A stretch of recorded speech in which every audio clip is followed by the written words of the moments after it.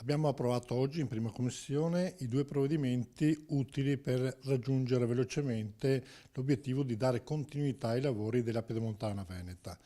Importante emendamento, modifica apportata oggi sul documento di programmazione finanziaria, è quello di limitare ad un unico anno l'applicazione dell'aliquota IRPEF, quindi credo questo fosse necessario per garantire i veneti che quello che chiediamo sarà per un'unica annualità e in modo specifico per questa operazione. La settimana prossima questi due provvedimenti andranno in Consiglio, probabilmente martedì e mercoledì, in maniera tale che già nei prossimi mesi, tra aprile e maggio, si dia garanzia alla continuità dei lavori sulla Pedemontana. Le nostre domande sono rimaste senza risposta, a partire da quella che riguarda questi 300 milioni da sborsare tutti nel 2018. Abbiamo chiesto che venga valutata una divisione in 3 tranche dei 300 milioni, quindi di spalmare questo contributo in 3 anni.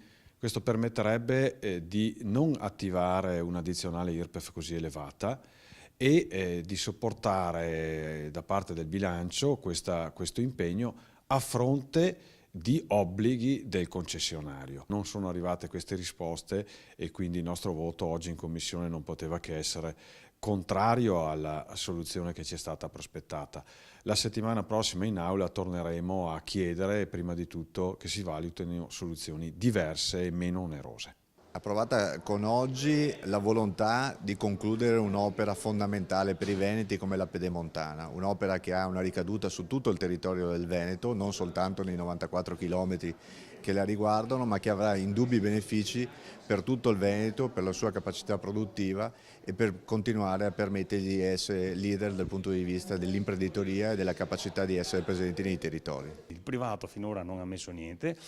Lo Stato ha pagato 615 milioni, non riesce ad andare avanti con le opere e dobbiamo pensarci noi cittadini con le tasse per far andare avanti questo cantiere.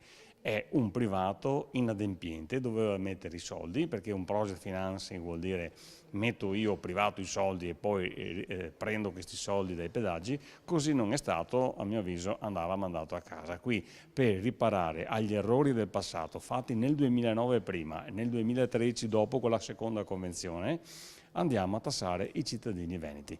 Chi sbaglia paga, in questo caso no. I cittadini veneti pagano addirittura 2 volte perché pagheranno il pedaggio e pagheranno anche le tasse.